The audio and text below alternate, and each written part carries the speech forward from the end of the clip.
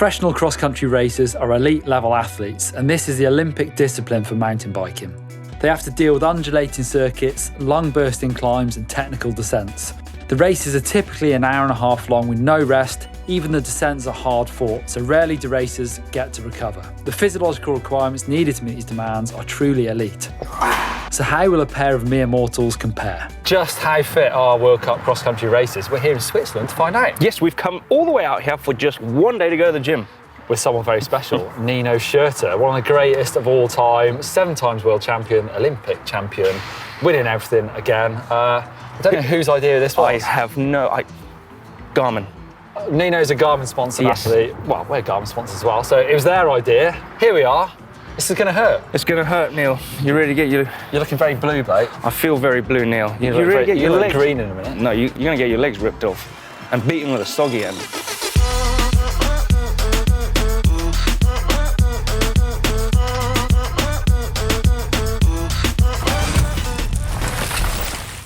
Two parts to this day, gym and then on the bike. Have you seen the video of Nino doing this that's already on YouTube? A little bit.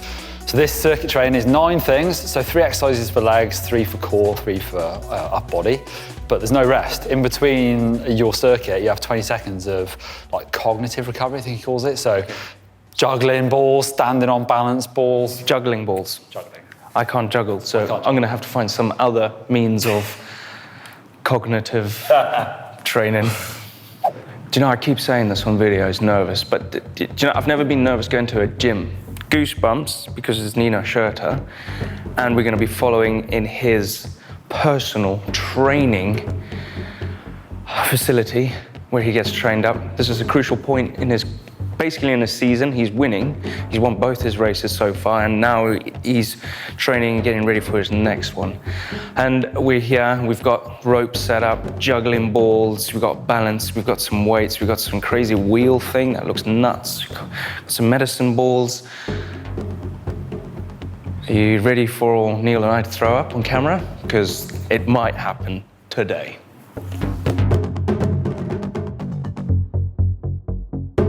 Nino Schurter, Olympic champion, 7-time world champion, 6-time World Cup champion with 32 World Cup victories along the way, and the 2-time Cape Epic winner.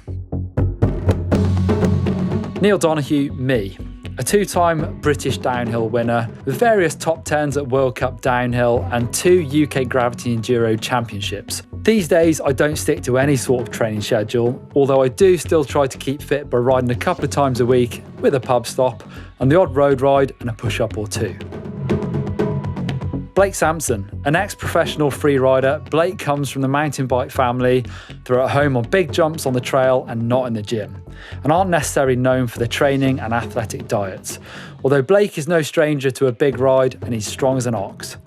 Possibly just from fitting heavy accessories to his beloved Jeep and a few casual bicep curls, that's beer. Nino's going first. I'm then copying what Nino does. Blake's following me. Ready? Ah, you're ready. There were 3 torturous exercises for each muscle set.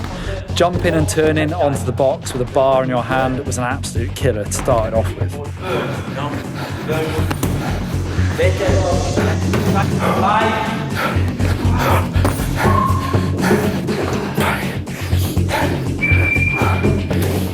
The squat with a kettlebell on the balance board took a lot of skill along with a physical effort.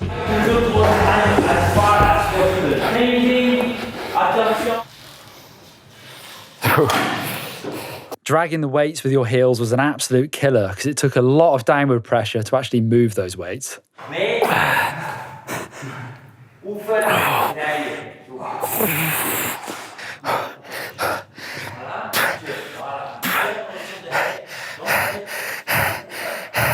Holding on to the radiator with your legs being thrown around was complete sadism and one that I really struggled at. I told you will generate progression.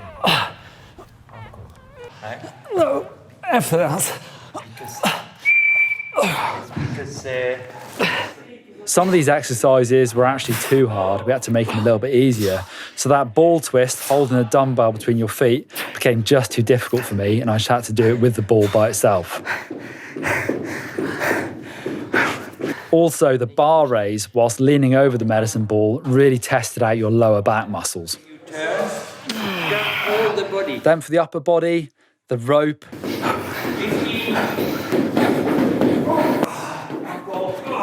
The press up on the ball, almost impossible. And the dips that almost finished Blake off. Death. Death. Come on. It's not over.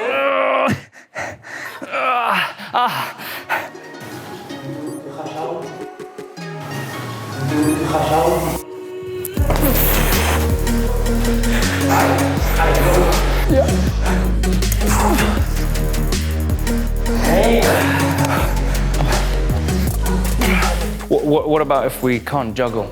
Is there something else we can do instead of juggling? Because yeah.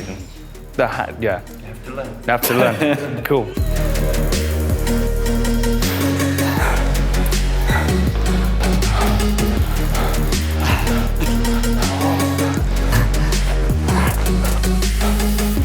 Go over there.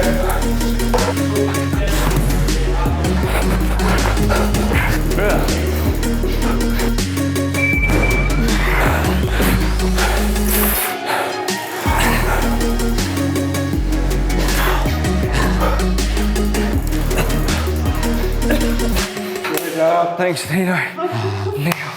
So I used to race professionally down. That was insane.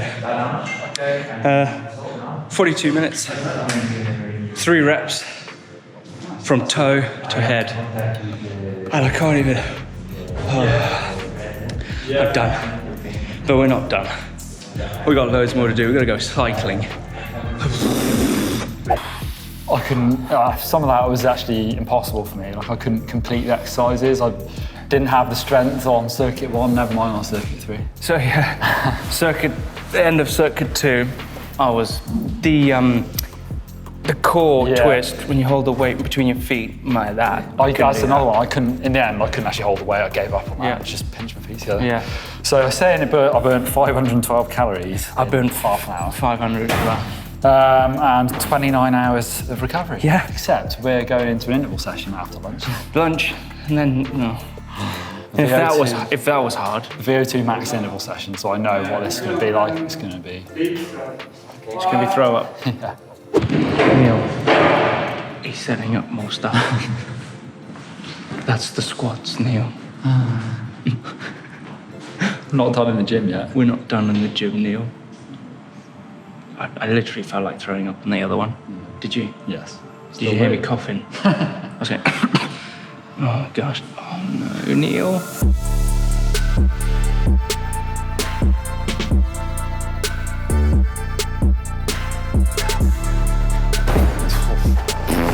Easy. So Nino's just done 100. I'll do a 70. Yeah, I would recommend that, Neil. I did 130. Fair. Sorry, he did 130, he corrected me. Go on, Neil. 1001.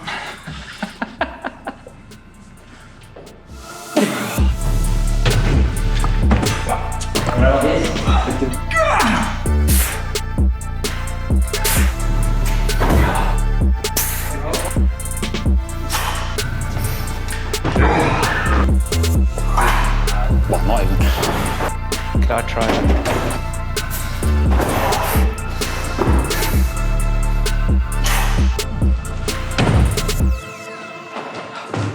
Impressive. Good. Very good.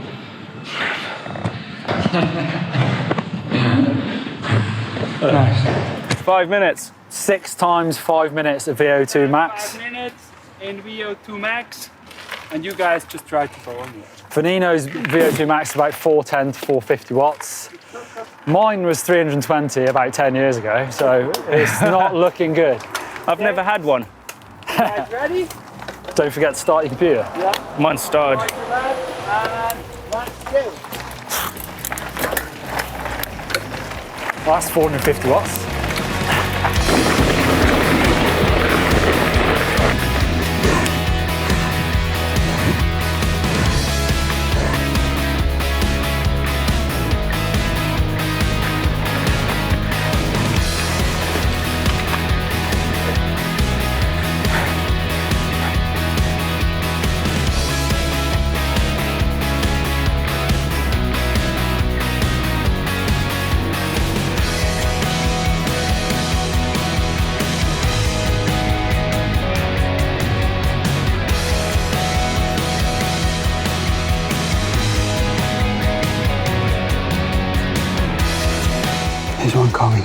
he's suffering.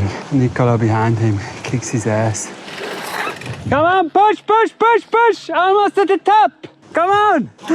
Oh. Okay, go Blake. Blake, come on! Go, go, go. I will chase you! Come on, Blake! Is he taking the drop or not? No, he isn't! On the bike, we did Vo2 Max Intervals. Vo2 Max, simply put, is the amount of oxygen your body can consume during intense exercise. Along with functional threshold power, it's a figure that shows just how good your fitness is. The highest ever recorded Vo2 Max is 96. That's milligrams per kilo per minute, and that's associated with a male cross-country skier. And it's 77 for women. It does get lower with age, but generally speaking, anything above 50 puts you in the very high fitness bracket. Back when I was a pro enduro racer, mine was 69, but much lower now. Blake has never done a Vo2 Max test, and whilst Nino was really open with his data, this was one figure he wanted to keep close to his chest. Second interval, so we had a little spin around here. First one went quite well. I had an average of 445. Second interval. Neil. Yeah. So I was way over my Vo2 Max down, so I'm going to pay the price. I was 100% out of my comfort zone. In these intervals, Nino can normally produce between 410 and 450 watts, depending on the conditions. And that's what he's aiming to do, monitor his power on his Garmin computer and sit at that consistently for the 5 minutes. Then it's a 4-minute rest, but that includes riding down a steep, rough downhill track. Any time left over is used spinning in circles on the flat and then repeat. The problem for myself and Blake, we ended up taking much longer than the 5 minutes to get up the climb, so we're only getting a minute or so rest at the bottom. Nino was actually riding much further up the climb, then spinning back round and coming down the descent. So what about the data for those 6 intervals? Well, it was 6 times up the hill, designed to take 5 minutes each time. Well, Nino's average heart rate for those 6 intervals comes out at 166 BPM, which is about 86% of his maximum heart rate. His power stays really consistent, 445 up to 454, and only gradually starts to dip on that last couple of intervals, down to 432 watts. Over to me, you can see on that first interval, I tried to stick with Nino, unsuccessfully I might add, and my power was 312 watts on average for that first interval, but you can see just how much higher my heart rate is. I was up to about 95% of my max heart rate. Then you can see on the subsequent intervals how much my power starts to go. Second interval is 265 and it goes down again to 232. My average heart rate was about 95% of my max, and my average watts was 254. You can see how Blake didn't take the bait of Nino in front, and he's much more consistent than I am. Actually, for those last 3 intervals, he beat me to the top.